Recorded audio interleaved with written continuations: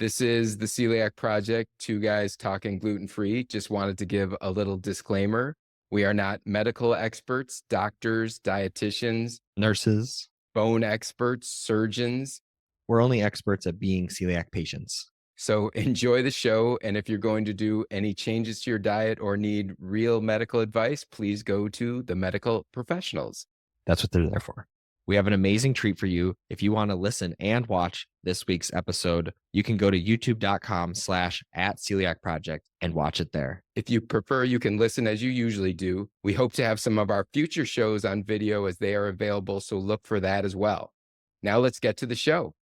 Sounds good. Today's episode of the Celiac Project podcast is sponsored by Taste Republic, who believes everyone deserves to eat good, fresh pasta, no matter their dietary restrictions. All of Taste Republic's pastas are certified gluten-free and beloved for not sacrificing taste or texture. With fan favorites such as 4-cheese tortelloni and cauliflower linguine, Taste Republic has a wide range of pastas to choose from. Find Taste Republic at retailers such as Whole Foods Market, Publix, Sprouts, Meijer, H-E-B, or online at tasterepublic.com. You found the Celiac Project podcast, two guys talking gluten-free. I'm Mike. And I'm Cam. And who's joining us on the podcast today, Cam? Today we have dietitian Erin Kenny. Erin is the founder of the Celiac Space. We have a wonderful conversation about celiac disease and non-celiac gluten sensitivity. Let's get to the show. Sounds good. Cam and I are so excited to be joined by Erin Kenny. Hi, Erin. How are you today? Hi, guys. I am great. It's great to be back on the podcast. It's great to have you. I looked back into our archives, and I believe we had you on. It was episode 197, November 13th of 2019. That doesn't even sound real, like Yeah. that it's been that long. So, No. but good to see you. I'm sure most of our listeners know about Erin. She's the founder of the Celiac Space. Erin, why don't you give people maybe just a little bit about you, a refresher, how things are going since we talked to you last so many moons ago? Yeah. 2019 is a lifetime ago for all of us, especially because there's a pandemic in there. But I'm Erin. I'm founder of the Celiac Space. We are a nutrition private practice. So we work virtually with clients all over the US and the world, really, in gluten-free needs, as well as like more functional medicine and gut health stuff. I am a mom of two. I live in Texas, originally from California, and I live with celiac disease. And so a lot of my work comes back to the root of that, of understanding how people with celiac disease have unique needs from like social aspects, right? We like everything we do is somewhat different in terms of like eating out and interacting and talking with people and communicating with doctors and those kind of things.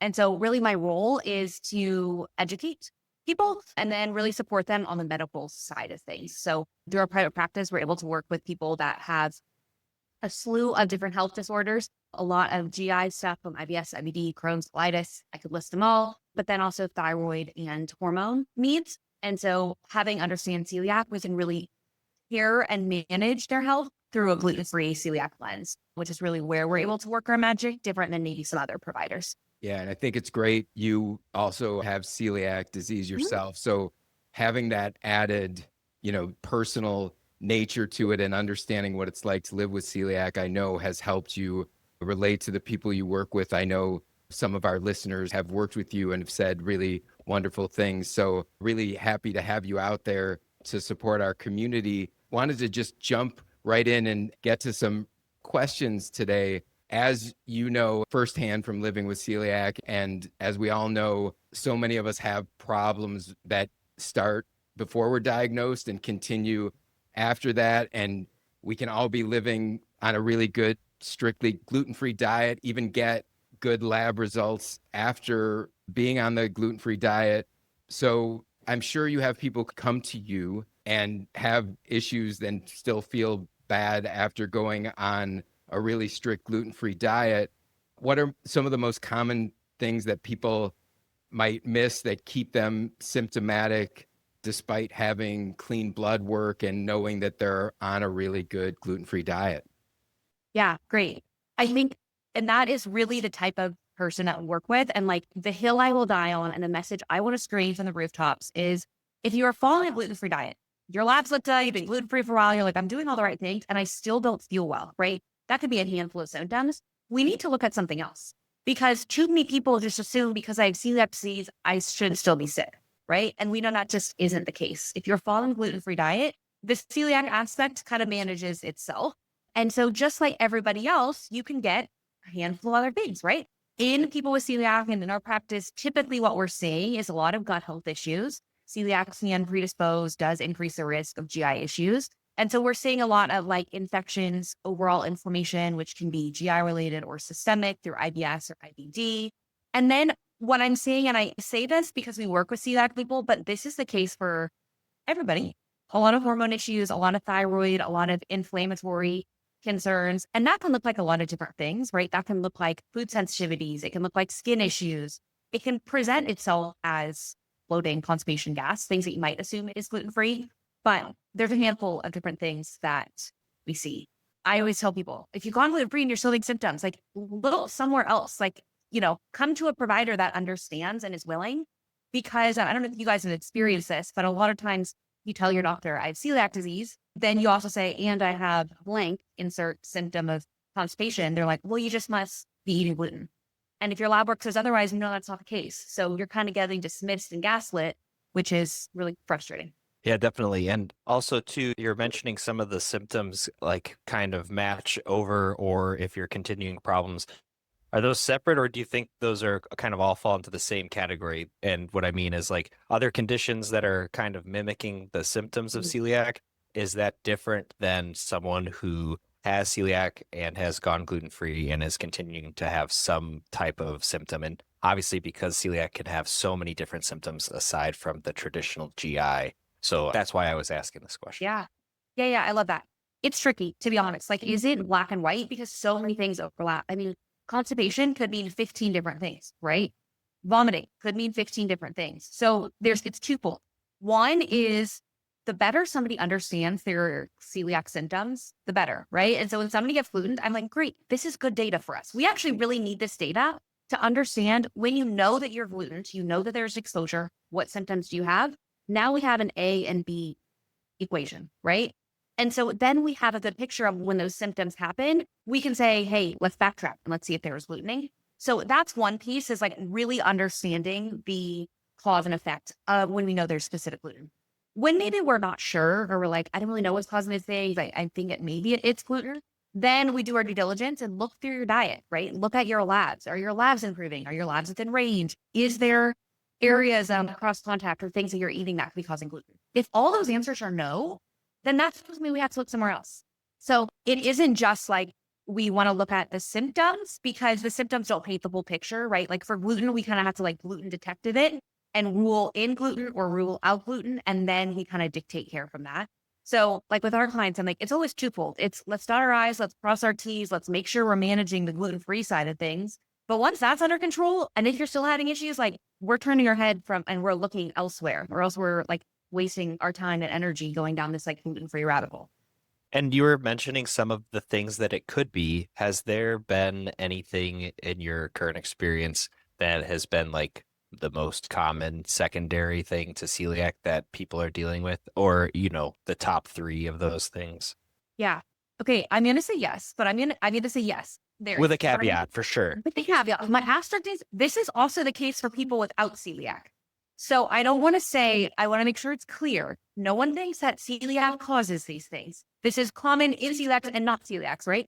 Because celiacs have normal bodies just like everybody else. Most common things we're seeing is like SIBO, small intestinal bacterial overgrowth, or a type of bacterial overgrowth. So like bacterial dysbiosis, that kind of thing. Inflammation, overall inflammation. When it's extreme, it's Crohn's or colitis. When it's more mild, it presents as IBS symptoms. And then that could be caused by some underlying more root cause stuff. And then the third is we work with a lot of women. And so hormone imbalances, specifically estrogen dominance, we see a lot of, specifically for women on birth control, coming on and off birth control, those kind of needs.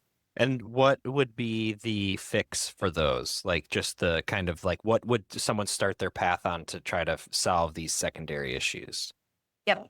So first I want to test. We test, we don't guess. We take more of a functional medicine approach. So instead of saying, for example, SIBO in traditional medicine is classically treated with Xifaxan, which is an antibiotic. It's great. It's life-saving. We love antibiotics. But in a lot of cases, it can cause more harm than good, or it can treat it like in the short term. It can make you feel better for 2 weeks while you're on the antibiotic. And then as soon as you stop, things get worse. And that's usually when people come to us. And so we use more antimicrobials. We treat the gut. We support the gut lining. And so it's more of like a multifaceted approach necessarily than like, let's just do antibiotics. We focus for something like SIBO of using antimicrobials, treating the gut, treating lifestyle, bringing down stress, doing diet. So there's like a whole thing to it, right? So that's how we treat it. In order to know what we need to treat, it's testing, not guessing, right? So we are really heavily focused on making sure that we are looking at the right thing. So we use the poop panel, which is a GI map. It's a stool test. It gives you a bunch of data. There's other tests for hormones. We can order blood work. A lot of times people see that from newly diagnosed are nutrient deficient. So there's common nutrient deficiencies. So we can monitor that through blood work and then kind of treating that. So instead of saying like you have celiac disease, you might have a B12 and vitamin D deficiency, we would do blood work and then treat appropriately. It's testing. The second step is once you have that data, then we, can properly treat it. Got it. I appreciate that. That's very helpful because I've heard of, like you say, the antibiotics for SIBO and that kind of thing. It's nice to have a more, I think, holistic approach so it doesn't just keep festering and all of that. Yeah. Interesting. I don't know if I've ever asked this question to someone like yourself, a dietitian. Let's hear it. Yeah. So I'm sure the audience is very curious about, can you just sort of break down the difference between what's happening in the gut with someone with celiac when gluten's introduced as opposed to someone who has non-celiac gluten sensitivity? Like, what's the difference in those two processes? Definitely. Okay. So because most people are going to listen to audio, I'm not going to use my typical finger visual. But with celiac disease, when gluten is ingested, the gluten molecule, your body sees that as a threat. And so it's going to attack it. It's going to create an autoimmune response, which then causes inflammation and kind of makes things kind of go haywire. And for everybody, that might mean different symptoms, right? It might mean constipation. It might mean headaches. It might be fatigue. It might be tingling in their hands and feet. It might be vomiting, different things, right? But your body is saying this is a threat. Everybody has that same, this is a threat response. How it manages the threat, what kind of like weaponry it's going to use against it, and how your body's going to feel is going to be different for everybody, but it always sees it as a threat. Some people don't necessarily have symptoms, but their body still sees it as a threat. And on a cellular level, it's doing, right? And so that's what causes damage to specifically the small intestine, which is where you're absorbing all your nutrients. So that's why with celiac disease, the real risk is when your intestine gets too damaged, you're not absorbing nutrients. And so that causes secondary issues, right? Of, vitamin D deficiency, which can cause problems, vitamin B12, those kind of things. So that's the issue there. Somebody with a gluten sensitivity, non-celiac gluten sensitivity, food intolerance to gluten, when they eat gluten, it likely, and there's a whole spectrum of people with gluten sensitivities.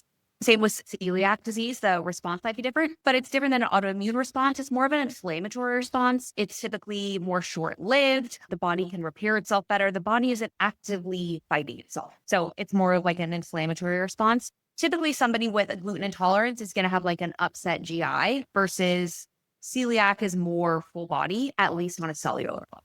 I have a couple questions on that.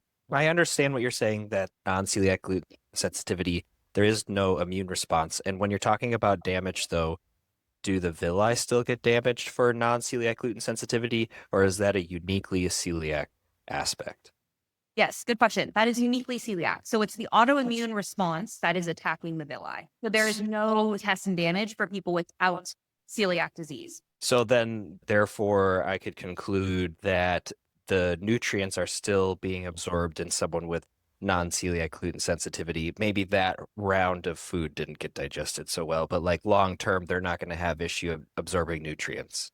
Correct. I was going to say, we could argue that there is potential for somebody with non-celiac gluten sensitivity or gluten intolerance to have some intestine response or digestive system response, I will say. Not necessarily small intestine in the same way celiac damages the villi of the small intestine, but you guys might have heard of leaky gut, right? Mm-hmm. So it's intestinal hyperpermeability. So the gut gets damaged, and that can happen from a slew of reasons, right? One of those being long-term inflammation. And so if gluten is causing inflammation, then it could be causing leaky gut for somebody. So different like systems, I guess, or like different avenues of damage, right? The celiac one is a lot more harmful, but both can cause damage. Got it. Hey, Mike, I wanted to take a minute to talk about our sponsor, Taste Republic. Taste Republic was founded with a singular purpose, and it's one that they have not swayed from, producing high-quality, fresh, gluten-free pastas. Yeah, Cam, and what's really cool was how it all started. One of the Taste Republic co-founders was selling traditional pasta at the local farmer's market, had a loyal customer diagnosed with celiac disease, and was upset that they could no longer eat the pasta. And with that as the driving force, he set out to develop a recipe that was gluten-free, yet matched the taste and texture of traditional pastas.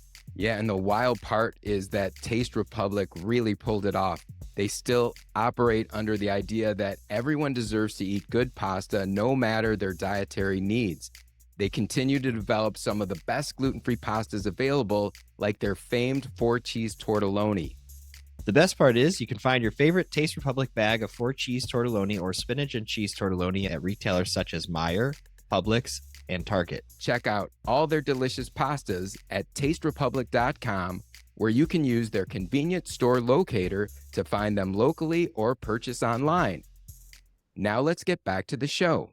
Sounds good. And I have one more question. So when we talk about it as an intolerance, is it similar to lactose intolerance in that like there's like an enzyme that's not present that people with non-celiac gluten sensitivity, that's why they cannot digest gluten? Or is it just something else and it just kind of is falling into this intolerance camp, but we don't know why? Yeah, good question.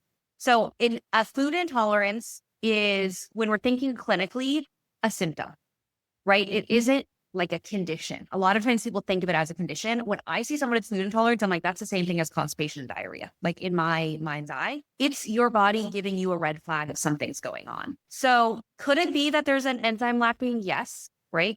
Could it also be that there's damage and your body isn't digesting it well because everything's just really inflamed, and for your body, gluten is extra inflammatory? Possibly, right?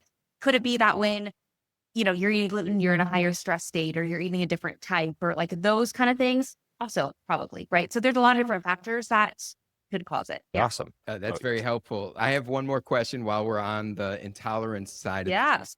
It's interesting to me because my wife has Hashimoto's. My daughter and I have celiac disease. So we all know absolutely zero tolerance for gluten if you have celiac disease. My wife, for instance, she brought this up to me the other day. She said, I live as off gluten as you do. She doesn't worry about the cross contact. There might be a place where she'll get a salad where I wouldn't. But with the sensitivity or intolerance, is zero tolerance still the thing, or is there maybe an amount that would be tolerable for someone in that case? Great question. And I actually love the gluten-free and sometimes dairy-free diet for someone with Hashimoto's. Like that's a wonderful use case for it based on like clinical observations and some of the new literature. But with somebody with gluten sensitivity, it doesn't have to be a strict gluten-free diet as somebody with celiac disease, right? Celiac, we're like, no tolerance, we're not messing around here. Someone like your wife or someone with another gluten sensitivity, they might be able to eat some gluten, right? Sometimes they'll be like, I can eat sourdough bread fine. And that is a real problem for the celiac community because then people think we can do that. And we're like, we're different. And so that's what makes it a little bit tricky is yes, they can have some. It doesn't have to be a zero tolerance policy. In fact, there are some potential advantages of people with gluten intolerance having some gluten, depending on, again, their tolerance, their level. So it is that spectrum. Yeah. And now going back to purely celiac side of things. Yes. For most celiacs, getting their diet and their numbers for blood tests to something good and being gluten-free to 100%, that seems like their goal. But what we've been talking about is that the gut also needs to heal in other ways. Do you mind explaining kind of where people's priorities should be? What order should they be trying to heal and fix themselves? And what does that kind of look like? Yes. Okay. I actually love this question because I was talking about this on social media the other day, and I think a lot of people want the celiac lab work to be black or white.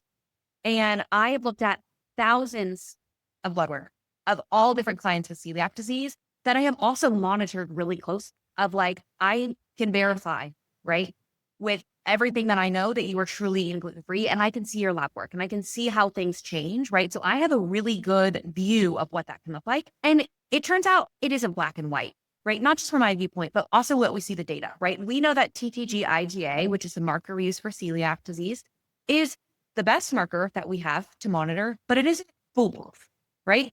And so one complication is each lab has a different range that they say is normal. And so we can't even say as a medical community what a normal range is for somebody with celiac, right? Some labs show like mild high or low, or, one is 0 to 4, one is less than 15. There's kind of different ranges depending on what the classification is. But what I tell people is the goal is from diagnosis, right? Your first step, kind of like you asked Cameron, is the first step is to decrease your numbers, right? We want to see it moving in the right direction. There isn't a magic formula or an expectation of you should have it cut in half by the first 3 months, or it should be within normal range for the first year. Everybody's different, right? Even if you are perfectly following a gluten-free diet, you might be able to get your numbers down in 6 months. You might also be able to get your numbers down in 3 years. Everybody's different from a multitude of different factors.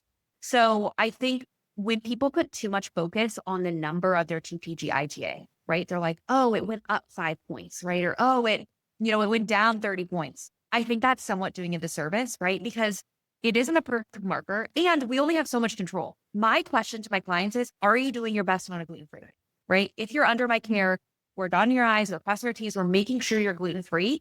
That's what we have control of, right? And so for some people on a gluten-free diet that are truly on a gluten-free diet, they might sit at a 40 of a TPG IgA, which classic range is, we'll say, less than 15 on the higher end. So 40, you would look at that and be like, this person's still eating gluten. But I've seen it truly 100 times. That person is not eating gluten and they haven't for years. But that's just where their set point is.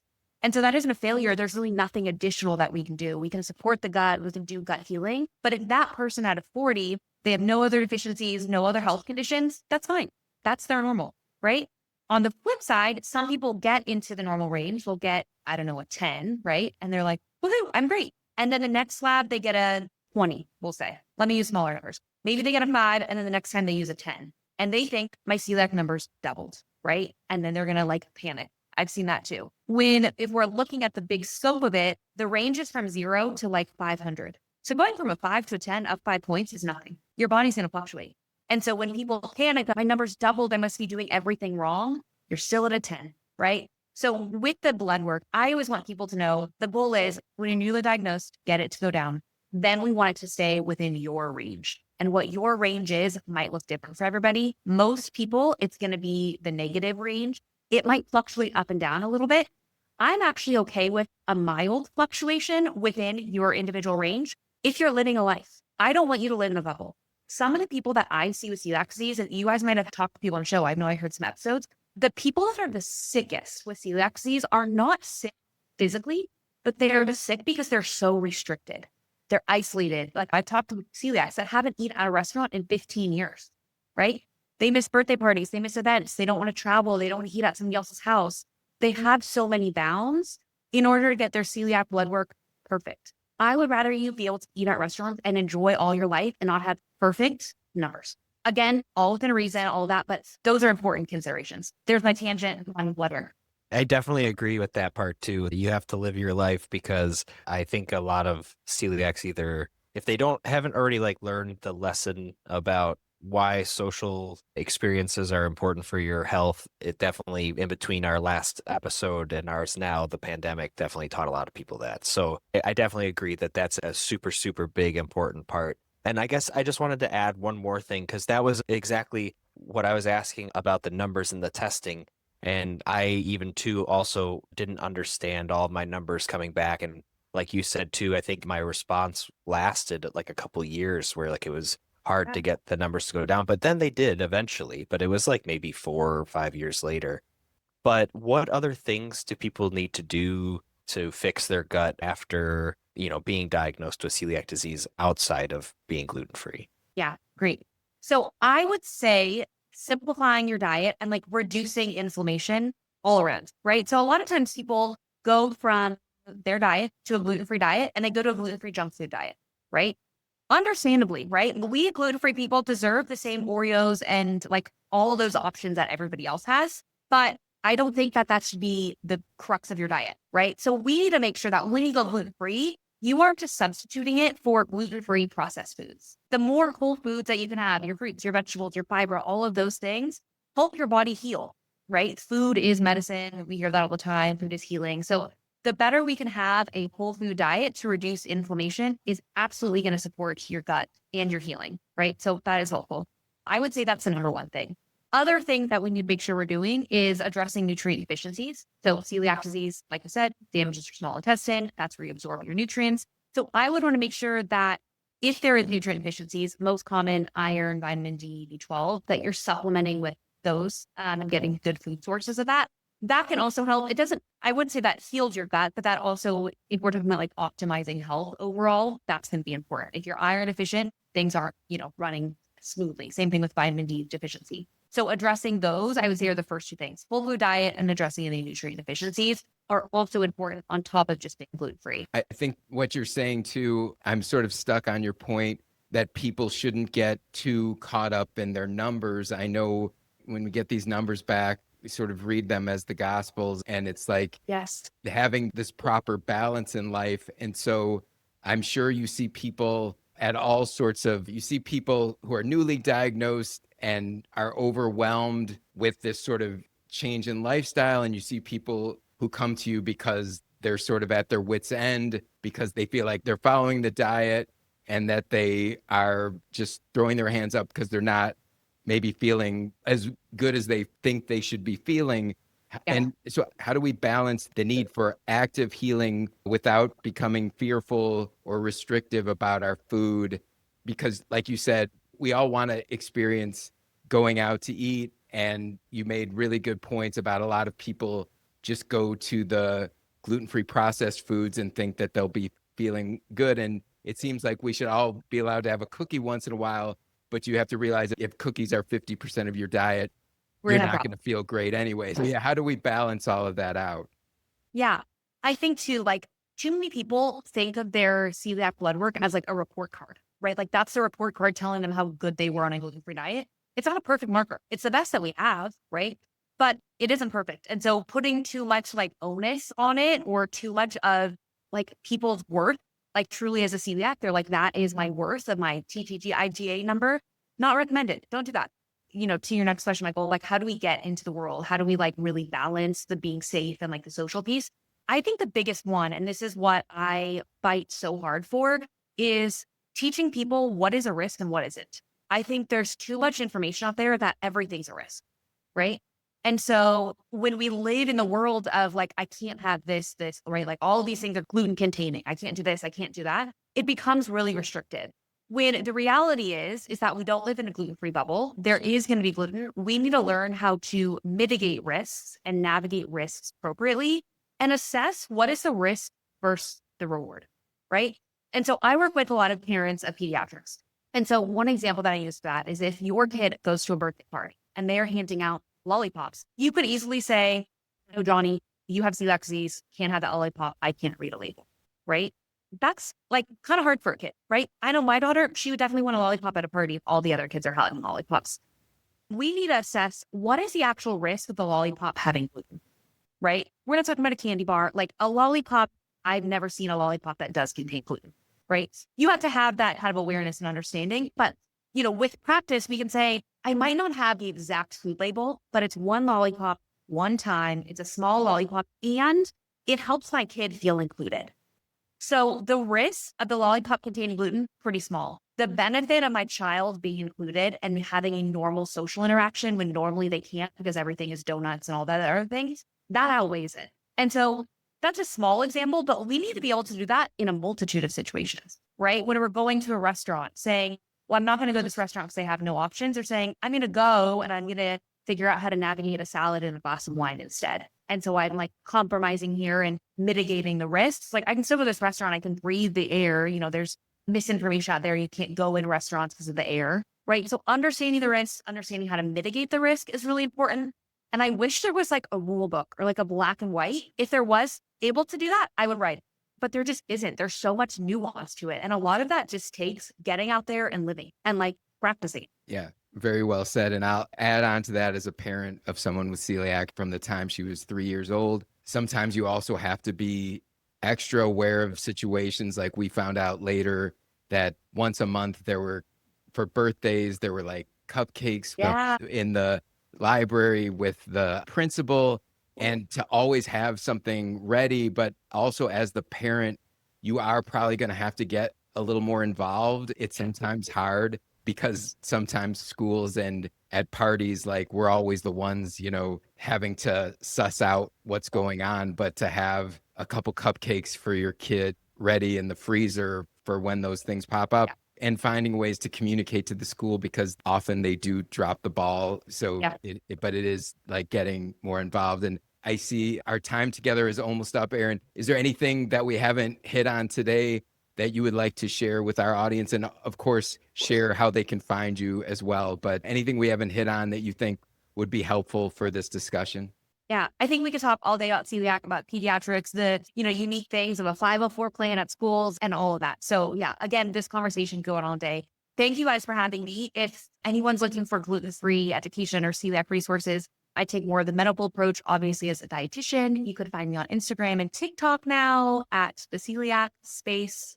But yeah, thank you guys so much for having me. It was great being here. Thanks for joining us. Yeah, and congrats on all your success with the Celiac Space. Great to see it grow. Promise me one thing, Erin, we won't make it 7 years. 7 years. Yeah. Definitely not. Definitely not. Okay. Well, thank you so much. Thank you. Thanks for listening to today's show. If you like the podcast, please consider leaving us a 5-star review on Spotify, iTunes, or wherever you listen to the podcast. This will help other people find the show. Thanks so much, and we'll see you next time. See ya.